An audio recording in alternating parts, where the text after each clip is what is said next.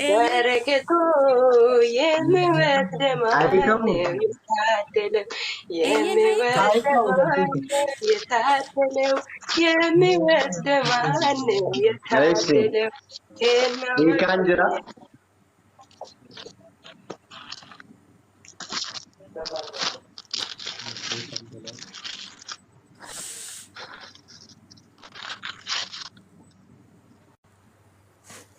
يكفت الدلا يكفت يا بنمو يا بنمو يكفت يكفت كتابة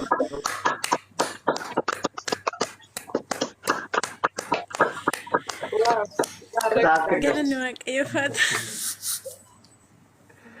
وانجيل كتابة كل ده بدينا بدينا اسمع هندما چالا دبي سغلي waaqayyooti kennaa caaludha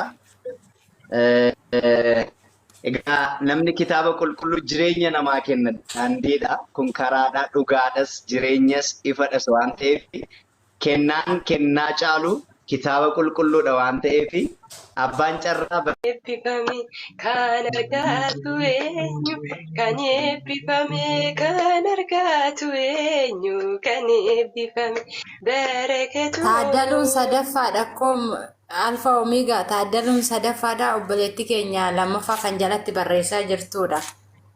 taaddaluun digdamii afur barreessite Afur. kookii keenya dhiifama guddaa wajjin gadi si buusuudhaaf kookiyya dhiifama أشي guddaa dhugaa بقيك أشي بقيكو undikees eenyu kan eebbifame kennaa waaqaa kan fudhatu eenyu kan eebbifame kan fudhatu eenyu kan eebbifame kan fudhatu eenyu kan eebbifame nu bala barsiisa keenya. Oh my God. Ay, tengo cara que mandas. Tidak nimrat hendak. Mereka. Mereka. Beram dasilo. Wow, wow, wow, wow. የእናታችን የቤታችን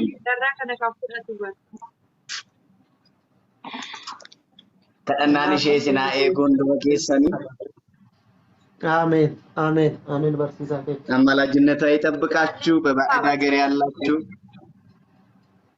obboleetti teenya እንግዲህ carrakkee isa kana haati keenya qulqulleetti dubroo maariyaam guyyaa hojjaa lammaffoo mana keessa seentee jirti waada kee galmaan gahadhuuti haadha keenya qulqulleetti dubroo maariyaam mana keessa eessifadhu kan obboleetti teenya taaddaluullee asumaatti nuuf ufa kan ishee Amin adde iskillee eebbifamaayi baay'een gammadee ይከፈት ይከፈት ይከፈት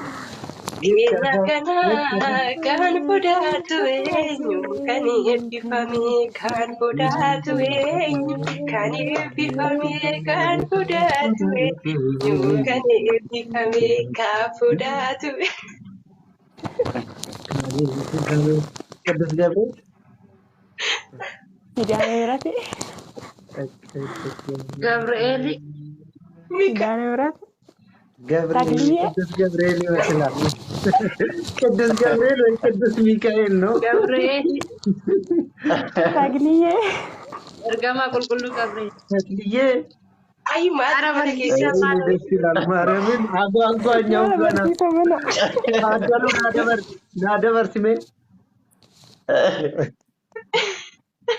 በርሲታ ማሎ ገለክ ቁልቁሉ ሚካኤል ቅዱስ ሚካኤል እኔ ቅዱስ ሚካኤል ነው የሚባለው አዎ ቅዱስ ሚካኤል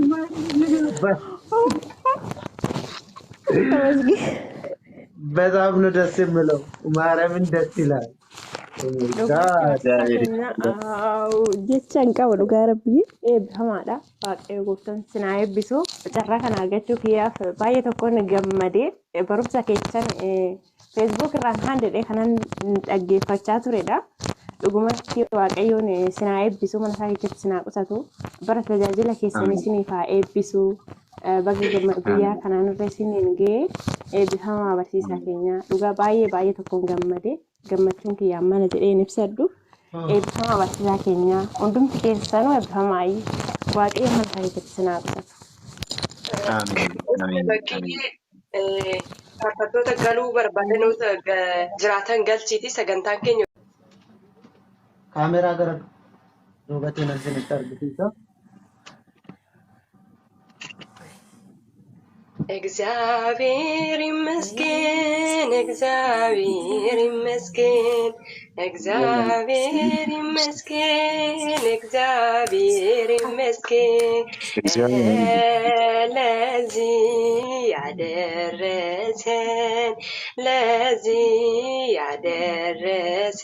እግዚአብሔር ይመስገን ለዚህ ያደረሰን ያደረሰን እግዚአብሔር ይመስገን እግዚአብሔር ይመስገን እግዚአብሔር ይመስገን እግዚአብሔር ይመስገን እግዚአብሔር ይመስገን ለዚህ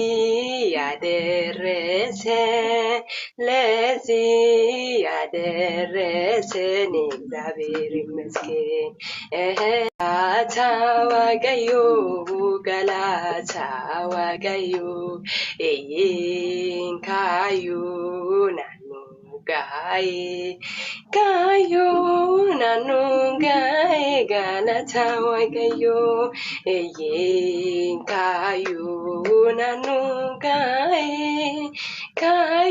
dera kan kana sif gode waaqayyoda kayyona sigaes gufta keda bara jirenya ke gare sif godera bara jirenya ke gare sif godera bara jirenya ke gare sif godera bara jirenya ke gare sif godera barsisatti fufa farfannames Shaman talaqaa jira mante كأنك بسمع ولا فيسك ليش أنا مزبوط لقتل بزيد السوية جمرتشون ميسي بولي نافقة متا سبت إيرا فايسوا كويجكو سرجيرا كان نافقة ديوا كايونا نجس قفتا كودا بارجرينيا كوغاري نافقة ديرا كان نافقة ديوا كايونا نجس قفتا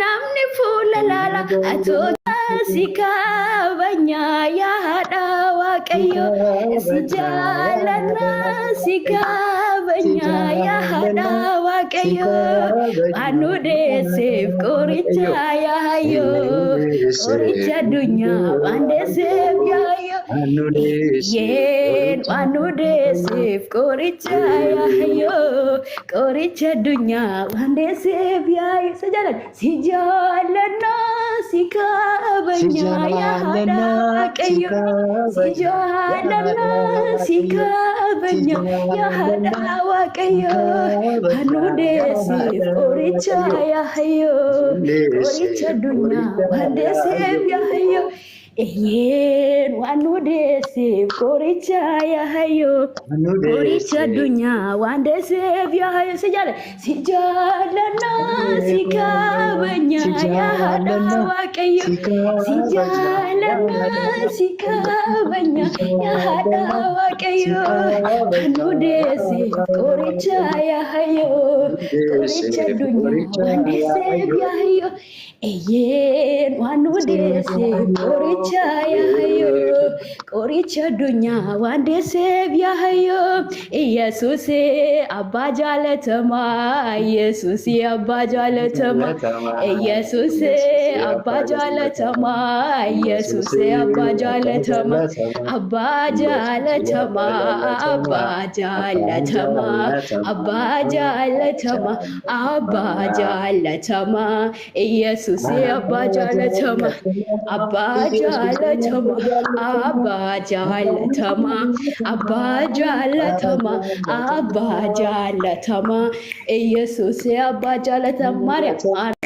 Maariyaam haadha gooftaa keenya Maariyaam haadha gooftaa keenya haadha gooftaa keenya haadha gooftaa keenya haadha gooftaa keenya haadha gooftaa keenya Maariyaam haadha gooftaa keenya eeyyeen haadha gooftaa keenya haadha gooftaa keenya haadha gooftaa keenya haadha gooftaa keenya Maariyaam haadha gooftaa keenya Mikaa'el hanga fergamoota Mikaa'el hanga fergamoota Mikaa'el hanga fergamoota Mikaa'el hanga fergamoota hanga fergamoota hanga fergamoota hanga fergamoota hanga fergamoota Mikaa'el hanga fergamoota Gabri'eel imaame siraacho Gabri'eel imaame siraacho Gabri'eel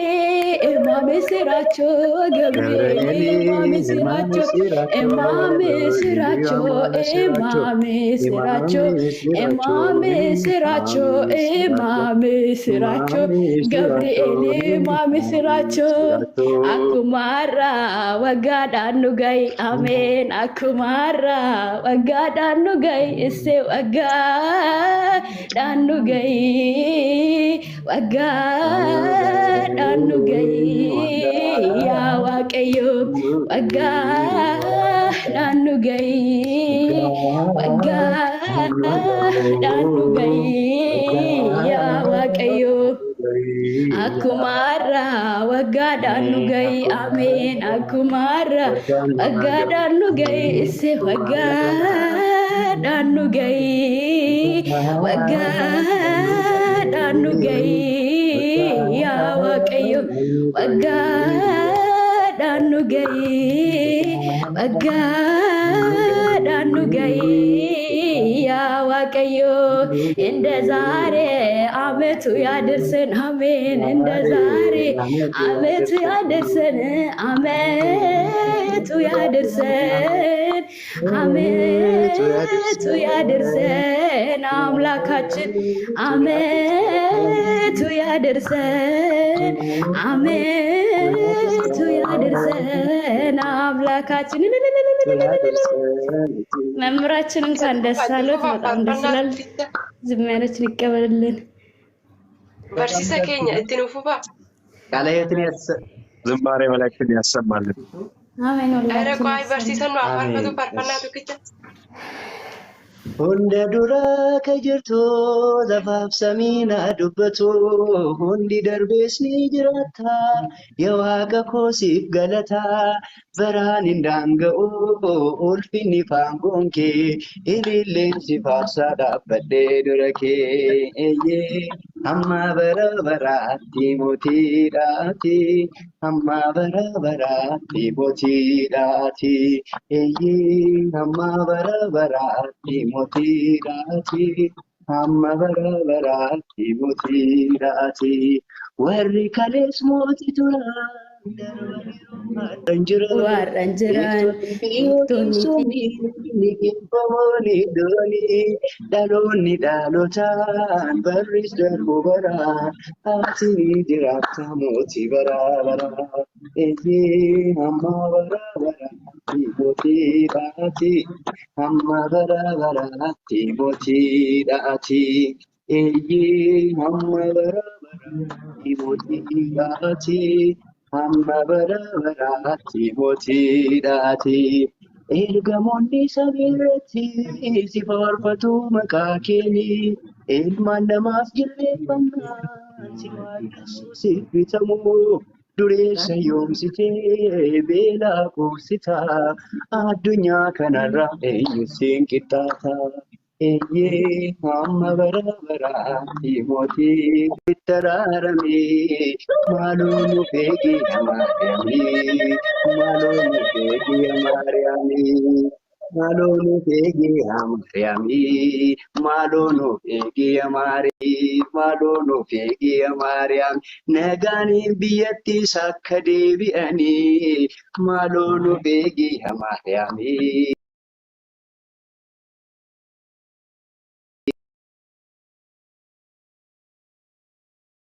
Yaada garaa keessanii geeddaradhaa jechaa gara karaa gooftaadhaaf nama qajeelchaa ture maqaa akkasii qabatanii jiranii isaanillee akkuma kana karaa mootummaa waaqayyoof namni seenuu mootummaa waaqayyootti karaa nama waamaa jiranii hojii qulqulluu Yohaannis hojjechaa jiran jechuudha. Maqaa isaaniillee qabatanii jiru. Eebbi Yohaannis isaanirraa bulu. Kan amma caalbaasiin irratti geggeeffamu kitaaba tokko jechuudha. Kitaaba barsiisaa keenyaatu jechuudha. Kanaaf qaxxitaa gara kitaaba keenyaa irratti seenna jechuudha. Namoonni caalbaasii kana caalaa baaseen fudhadha namoonni jettanii yaa'u koomentiidhaan nu beeksistanii achi ol baataniitu jettanii wanta barbaachisu gootanii wal geggeessina. Akkasinatti fakkaata baqqee koo. Namni dhumarratti mo'atu yoo jiraate natti mul'atu miiseejini kana baqqeedhaaf hin kennatti gaafatamummaa jechuudha. Dubbisuudhaan akkasumas immoo namoota ol baasuudhaan jechuudha. Natti waan hin mul'anneef jechuudha. Silazii jalqabaa asuma obboleettiin keenya immaayyeen birrii 5,000 nan fudhadha jettee jirti waan ta'eef namni kana caalaatti baaseen fudhadha yoo jettan immoo kanarraa kaaneettu itti fufuu dandeenya jechuudha.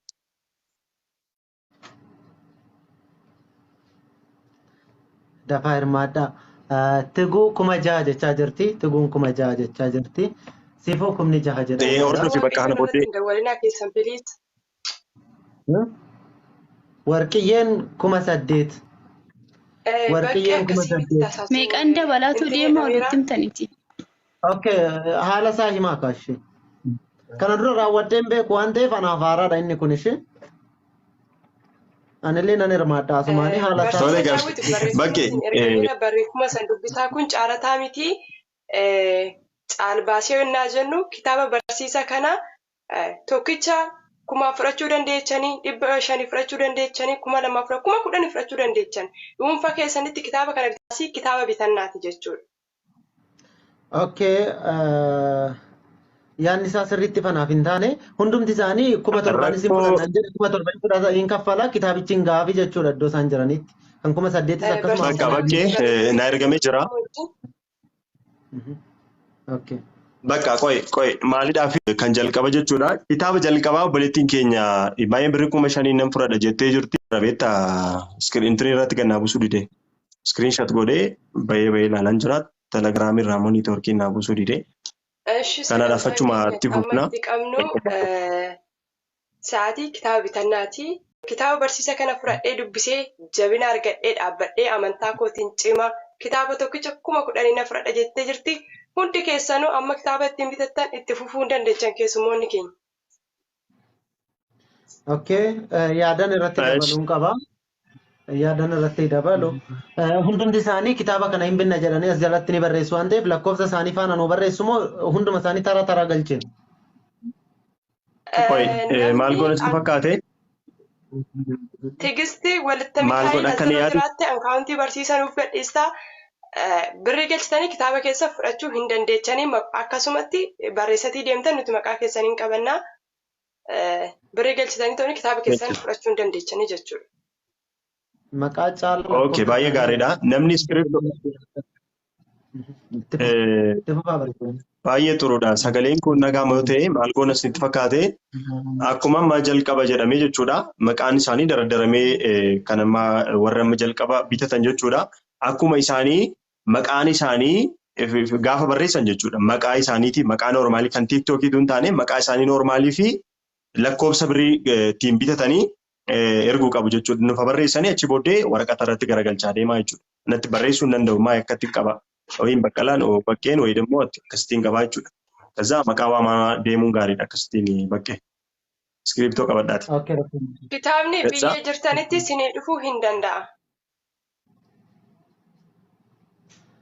Kitaabni bakka jirtanitti isiniif dhufuu danda'a. Kitaabni warri Dubaay jirtan karaa kootiin illee isiniif dhufuu danda'a. Rakkoon qabunni garuu lakkoofsa keessanii fi maqaa keessan sirriitti barbaannaa jechuudha. Caalatti lakkoofsa keessan. Daftarii maannoo? Kan eenyutti daftarri? Okay. Yemmuu xaqqamuudha. Bakkee namoota hirmaachaa jiran lakkoofsa isaanii maqaa isaanii nu waamaati barreessaa deemaa jechuudha maayi. Natti mul'atu ana biratti waan ta'eef. Okay, namoota hirmaachaa jiran nan barreessaan illee immoo atillee barreessi. Qoy iddoo lamaan kanatti nama galchuu qabna. Thank you.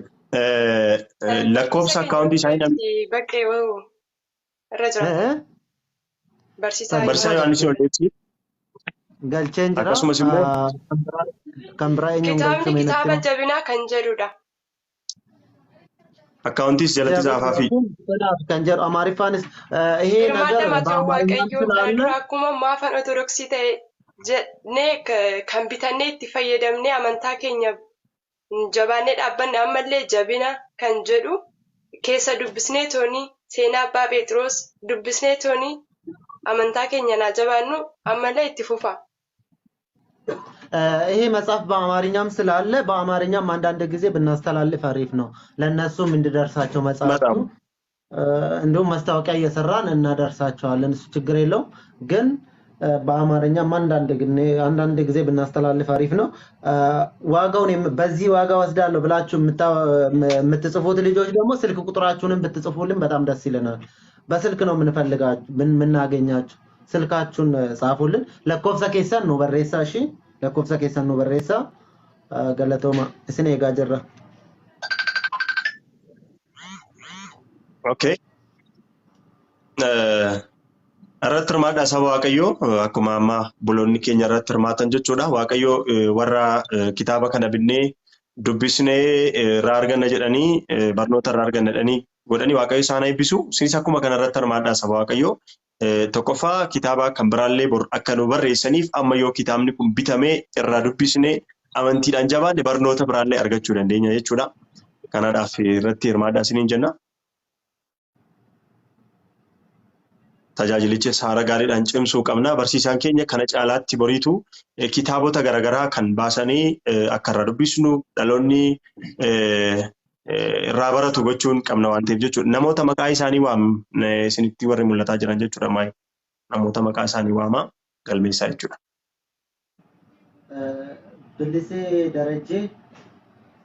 Billisee Darajjee lakkoofsa bilbilaa keessan odunuuf keessanii baay'ee bareedaadha. Diraama 100 okay. Maqaa kee natti bakkee biratti diraama 100 kan jette maqaa kee barreessi. Maqaa keessan barreessaa ishee maqaa keessanii fi oduu lakkoofsan ta'e isin argachuu dandeenya. Already isin hin argannu ammaas laayivii kanarraa baane taanan isin argachuu hin dandeenyu. Isintu barbaade nu argachuu qabaa jechuudha akkas taanaan. Kanaafuu kuni waadaadha. Waadaa keessan akka keessan garagarre rabbiif jira yookiin waadaa hin galina waadaa galtan immoo tasuma isaa keessaa akka hin garagalle yoo lakkoofsa keessan teechistan bilbilee isin yaadachiisuu isin gaafachuu dandeenya. Bilbila malee immoo isin argachuu hin dandeenyu.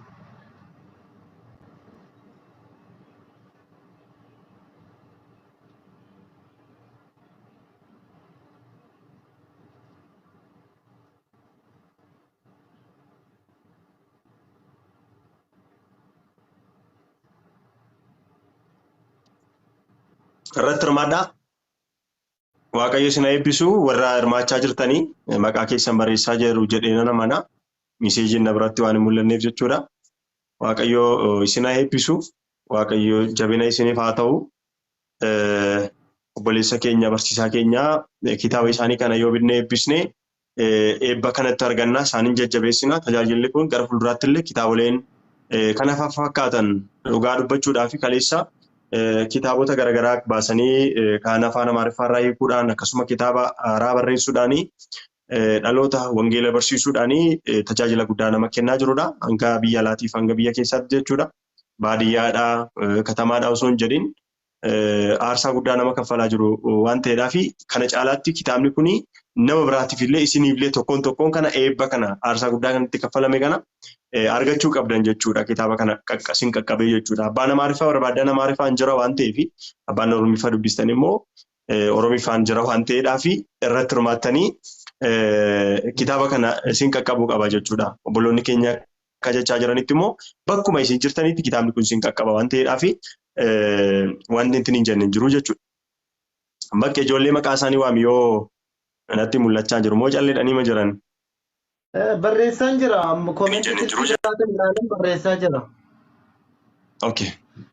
Atillee barreessishi. Barreessaa koomentii barreessinee booddee maqaa keessan isinii dubbisna. Warra birrii hagam akka dubbattan minaaman ani isiniifan dubbisa birrii fi maqaa keessan. Okay, lakkoofsa bilbilaa keessanis duukaa xaafaa obboloota keenya lakkoofsa bilbilaa keessanii Amaariffa warri barbaadan afaan Amaariffaatiin Oromiffa warri barbaadan Oromiffatu isinii dhufa jechuudha.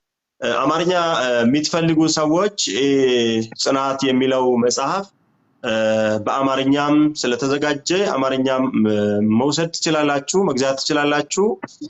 ኦሮምኛ የማትችሉ ሰዎች አማርኛ የማትችሉ ወሬ አማርኛ እንደነኝ አፋን አማርኛ ኦሮሚፋቲኒ ወሬ አማርኛ እንደነኝሞ አፋን ኦሮሞቲን ጀቹዳ ለሁሉም ማለት ነው። ቤተክርስቲያን በቋንቋ የተገደበች አይደለችም። በቋንቋ እንዲታገለግል እግዚአብሔር በሐዋርያት አማካኝነት ቋንቋ ብዙ ቋንቋ ሰጥቶልናል። መምህራችንም ይሄንን ተረድተው በአማርኛና በኦሮምኛ መጽሐፉን አዘጋጁልን ማለት ነው። በአማርኛ ጽናት በኦሮምኛ ደግሞ ጀብና በሚለው ማለት ነውና ደስ የሚል መጽሐፍ ነው።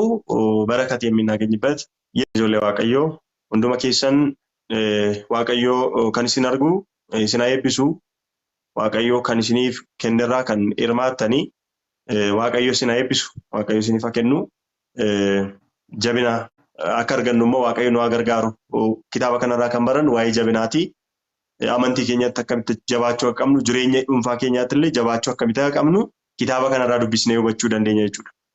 Tokkoon keenya nu bira ga'ee jechuudha. Namoonni 500 ol hin jirtanii kitaaba 500 yoo fudhattanii ofitti fudhannee jabina asirraa argachuu dandeenya waan ta'eef jechuudha. Waa'ee jabinaa afaanii isinitti himuun hin barbaachisu jechuudha. Ija keessanii ilaaltanii hirmaachuu dandeessan jechuudha.